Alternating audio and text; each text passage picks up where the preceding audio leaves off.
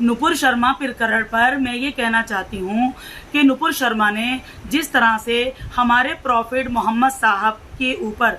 अपमानजनक टिप्पणी की है, उनकी अपमानजनक भाषा का प्रयोग किया है, इससे मैं बहुत आहत हूँ, मुझे बहुत दुख हुआ है और मैं इसकी कड़े शब्दों में निंदा करती हूँ, क्योंकि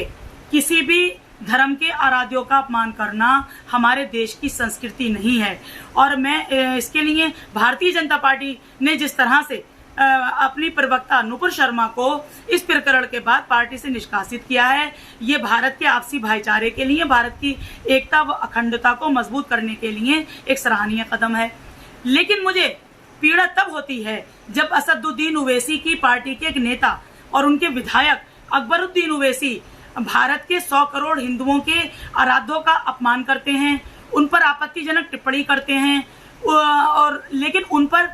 वो भरी हो जाते हैं, उन पर कोई कार्रवाई नहीं होती। लेकिन आज नुपुर शर्मा प्रकरण पर जिस तरह से ओवैसी साहब उछल उछल कर सवाल जवाब कर रहे हैं, तो मैं ओवैसी साहब से यह पूछना चाहती हूं कि ओवैसी साहब, जब आपकी पार्टी के नेता और विधायक जब 100 करोड़ हिंदुओं की आस्थाओं का अपमान करते हैं, उनकी धार्मिक भावनाओं को भड़काने का काम करते हैं, तब आपने अपनी पार्टी के नेता पर अकबरुद्दीन ओवैसी पर कोई कार्रवाई की? उन्हें क्या पार्टी से निष्कासित किया? शायद इसलिए कि वो आपके भाई हैं। ओवैसी साहब, इसमें मेरा आपसे ये कहना है कि आपको तो इस मसले पर शायद बोलने का अधिकार ही नहीं है, सवाल पूछने का कोई अधिकार ही नहीं है, क्योंकि बात निकलेगी तो फिर दूर तलक जाएगी। और बैरिस्टर साहब, जिनकी शेरवानी खुद मैली हो, वो दूसरों को धोबी घाट का पता नहीं बताया करते।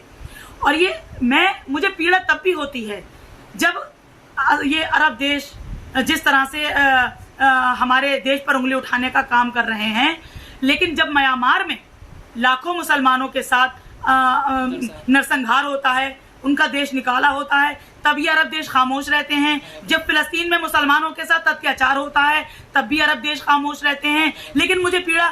तब भी होती है जब MF हुसैन जैसे चित्रकार ने 100 करोड़ हिंदुओं की भावनाओं का अपमान कर उनके देवी देवताओं को अश्लील तस्वीरें बनाकर हमारे 100 करोड़ हिंदू भाइयों की आस्थाओं का अपमान करने की कोशिश की, उनकी धार्मिक भावनाओं का अपमान करने की कोशिश की, तब अरब देशों ने एक बार भी MF हुसैन जैसे चित्रकार की निंदा की, क्योंकि ये तो हमारे इस्लाम के भी खिलाफ है, हमारे प्रॉफिट मोहम्मद साहब की तालीम के खिलाफ है कि किसी भी धर्म के आराध्यों का अपमान करना, उनकी अश्लील तस्वीरें बनाना। क्या उन्होंने कभी इस बात के लिए MF हुसैन की निंदा की? और मुझे पीड़ा तब सबसे ज्यादा होती है जब पाकिस्तान जैसे देश उनकी अश्लील तस्वीरें बनाना, क्या उन्होंने कभी इस बात के लिए MF हुसैन की निंदा की? और मुझे पीड़ा तब सबसे ज्यादा होती है जब पाकिस्तान जैसे देश आतंकवाद को पालता है और पोसता है और उसको भारत में बेचकर लाखों लोगों की खून की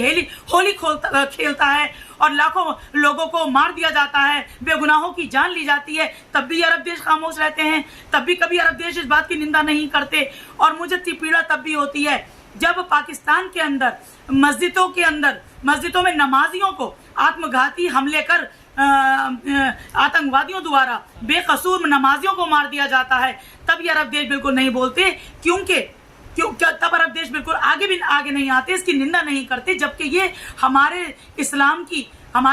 के सख्त खिलाफ है, हमारे इस्लाम की शिक्षा का अपमान है, हमारे प्रॉफिट मोहम्मद साहब की शिक्षा का अपमान है। तब अरब देशों को आगे आकर के इसकी निंदा करना चाहिए थी, लेकिन कभी उन्होंने नहीं की। लेकिन पाकिस्तान की कभी निंदा नहीं की पाकिस्तान को उन्होंने कभी इससे सवाल नहीं पूछा।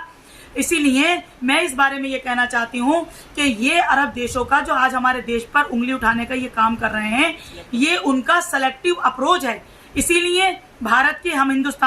हिंदुस्तानियों को इस पर तवज्जो नहीं देनी चाहिए, इस पर ध्यान नहीं देना चाहिए, अपने देश के साथ खड़े रहना चाहिए, क्योंकि ये जो है हमारे देश को बदनाम करने का षड्यंत्र है, हमारे देश को कमजोर करने की साजिश है। और हमारा इस्लाम और हमारा प्रॉफिट मोहम्मद साहब की तालीम हमें यही शिक्षा देती है कि हमें हर कीमत पर अपने देश के लिए वफादार होना चाहिए। इसीलिए किसी भी बात की तरफ हम हिंदुस्तानी मुसलमानों को तवज्जो देने की ज़रूरत नहीं है। और मुझे इस बात का गर्व है कि मैं हिंदुस्तानी मुसलमान हूँ और मुझे मेरे देश ने, मेरे संविधान ने जो संरक्षण और जो अधिकार दिए हैं, वो 56 अरब देश मिलकर भी आज तक अपने देश के नागरिकों को नहीं दे पाए। जय हिंद।